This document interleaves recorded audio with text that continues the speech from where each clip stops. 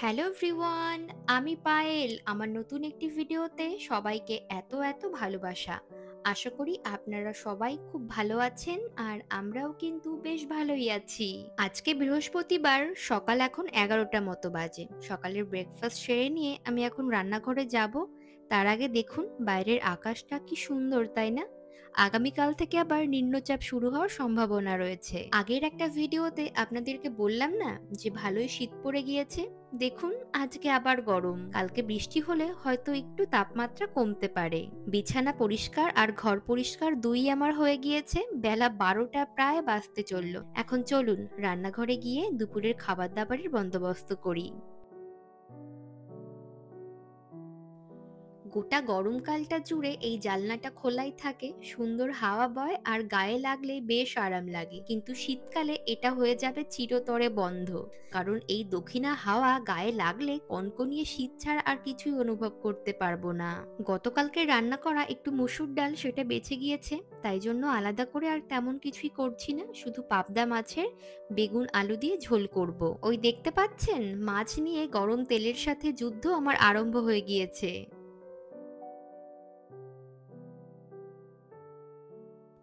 আগের দিন আমরা অ্যাপেল ফার্মে যেখানে ঘুরতে গিয়েছিলাম, ওটা টোকিও থেকে অনেকটা ভিতরে, প্রায় 3 থেকে 3.5 ঘন্টা সময় লেগে গিয়েছিল ওখানে পৌঁছতে পৌঁছতে। পুরোটাই পাহাড়ে ঘেরা একটা ছোট্ট গ্রাম, আর সেখানে এত সুন্দর সুন্দর টাটকা তাজা সব শাকসবজি বিক্রি হয়, নিজের চোখে না দেখলে বিশ্বাস করতে পারবেন না।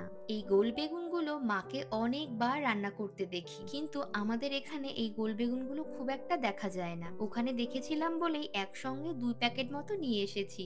মাছের ঝোলে দেবার জন্য কিছু আলু লম্বা লম্বা করে কেটে নিয়েছি। এখন চলুন রান্নাটা শুরু করে দিই। তেমন কিছু জাঁকজমক তো নয়, সিম্পল মাছের ঝোল। প্রথমে তেলের মধ্যে জিরে আর শুকনো লঙ্কা ফোড়ন দিয়েছি, তার মধ্যে আলুগুলোকে সামান্য নুন দিয়ে এপিটোপিট ভালো করে ভেজে নেব।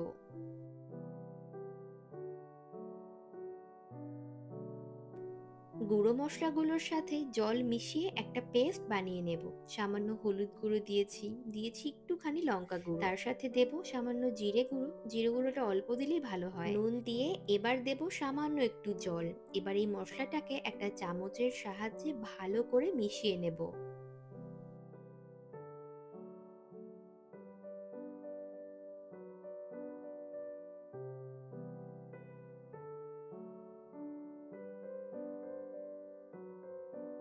ভাজা আলুগুলোর মধ্যে মশলার ওই জলটা দিয়ে দিলাম। এবার বেশ কিছুক্ষণ কষবো।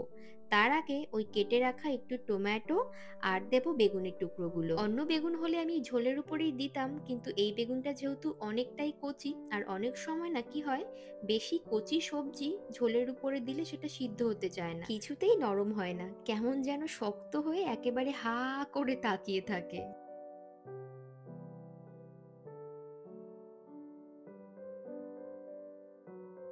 বেশ সুন্দর কষা কষা হয়ে এসেছে আর উপরে ভালো তেলও উঠেছে। এবার এর মধ্যে দিয়ে দেব একটু গরম জল।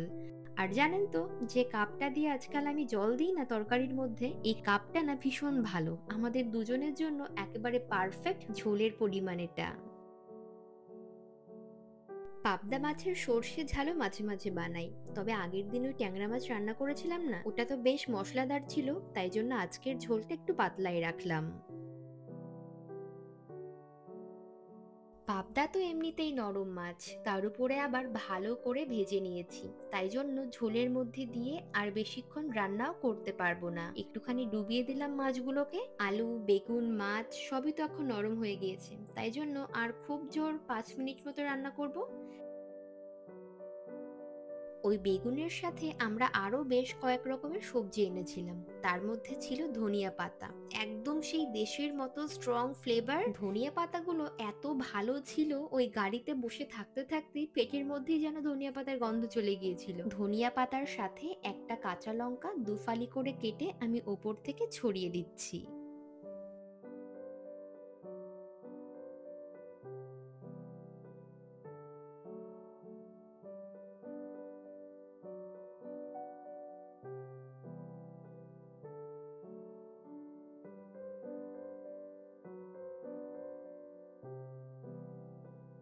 মাছ ডাল সবই তো আছে, কিন্তু ডালের সাথে ভাজাভুজি খাওয়ার মতো কিছু একটা দরকার। ডালের সাথে দেখবেন কিছু একটা ভাজাভুজি না হলে না ঠিক জমে না। একটু পাট শাকও ছিল বাড়িতে, তো সেটাকেই কুচো চিংড়ি দিয়ে হালকা শুকনো শুকনো করে ভেজে নিচ্ছি। রান্না বান্না শেষ করে কিচেনটাকে ভালো করে ক্লিন করব, তার আগে কিছু বাসন রয়েছে, এঁটো বাসন, সেগুলোকেও মেজে নেব। আপনারা কেউ লক্ষ্য করেছেন কিনা জানি না, দেখবেন রান্না বান্নার শেষে আমার সিঙ্কে খুব একটা এঁটো বাসন থাকে না। তার কারণ হচ্ছে আমি রান্না করতে করতেই বাসনগুলো ধুতে থাকি, আর সব থেকে বড় যে ব্যাপারটা সেটা হচ্ছে আমি খুব অল্প বাসনই রান্না করতে পারি।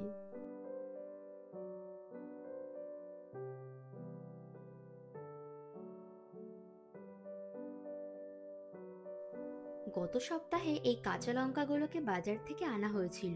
এখন তো গরমের শেষ মৌসুম, তাই জন্য বাজারে এর পর থেকে আর ফ্রেশ ফ্রেশ কাঁচা লঙ্কা পাওয়া যাবে না।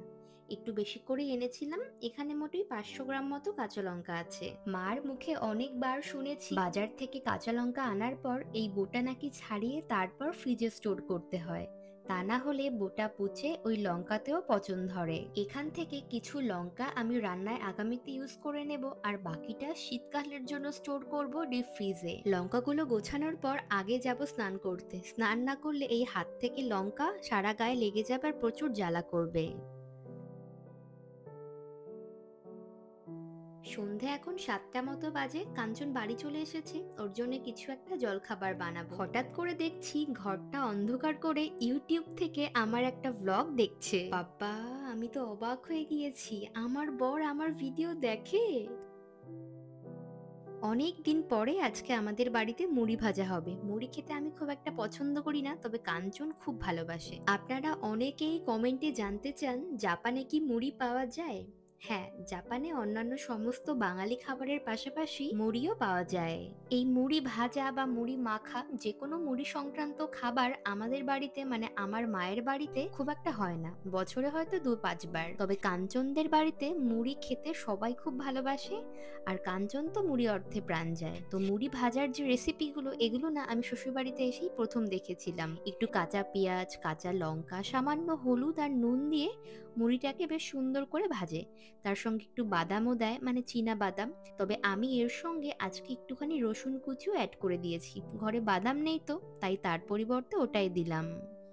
মুড়ির এই কোম্পানিটির নাম রুচি। ওই দেখুন ওপরে পাফড রাইস লেখা রয়েছে না, তার নিচে আবার বাংলাতেও লেখা রয়েছে। এই সমস্ত কোম্পানির খাবারগুলো মূলত বাংলাদেশ থেকেই এখানে আসে। আমাদের বাড়ির আশেপাশে খুব একটা ইন্ডিয়া বাজার বা ইন্ডিয়ান গ্রসারি শপ নেই, তাই জন্য এই সব দোকান থেকেই আমরা এই বাঙালি খাবার দাবারগুলো এনে থাকি। এই মুড়িটি 2025 সালের ফেব্রুয়ারি মাসের 26 তারিখ পর্যন্তই খাওয়া যাবে, আর পিছনে সমস্ত রকম উপাদানের খুঁটিনাটি দেয়া রয়েছে। প্যাকেটের গায়ে কিছু কিছু লেখা উর্দু সহ ইংরাজি এবং হিন্দিতেও রয়েছে, আর বাংলা তো রয়েছেই। এই প্যাকেটে মুড়ি আছে 200 গ্রাম। দাম নিয়েছিল 350 জাপানিজ ইয়েন, অর্থাৎ ভারতীয় টাকায় প্রায় 205 টাকার মতো। এই দেখুন মুড়ির প্যাকেট দেখতে দেখতেই পেঁয়াজ লঙ্কা সবকিছু বেশ সুন্দর মতো নরম হয়ে গিয়েছে। বেশি ভাজার দরকার নেই, তার কারণ এই পেঁয়াজ অথবা কাঁচা লঙ্কাগুলো একটু কাঁচা কাঁচা থাকলেই ভালো লাগে, বেশি পুড়ে গেলে আবার তিতো লাগবে। একটু হলুদ গুঁড়ো দিলে মুড়ির রংটা বেশ সুন্দর আসে, তবে নুন দেওয়ার কোনো দরকার নেই। বেশ, ভাজাভুজি শেষ। এখন চলুন মুড়িগুলোকে একটা বাটির মধ্যে ঢেলে নিয়ে দুজনে মিলে টিভি দেখতে দেখতে এই মুড়িগুলোকে মুচুর মুচুর করে খাই। আর আজকের ভিডিওটাও এখানেই শেষ করছি। ভালো লাগলে লাইক কমেন্ট শেয়ার আর সাবস্ক্রাইব করতে ভুলবেন না, আর প্লিজ আমার ফেসবুক পেজটাও ফলো করে দেবেন। আবার দেখা হচ্ছে পরবর্তী ভ্লগে। সবাই ভালো থাকবেন, সুস্থ থাকবেন, টাটা, বাই বাই।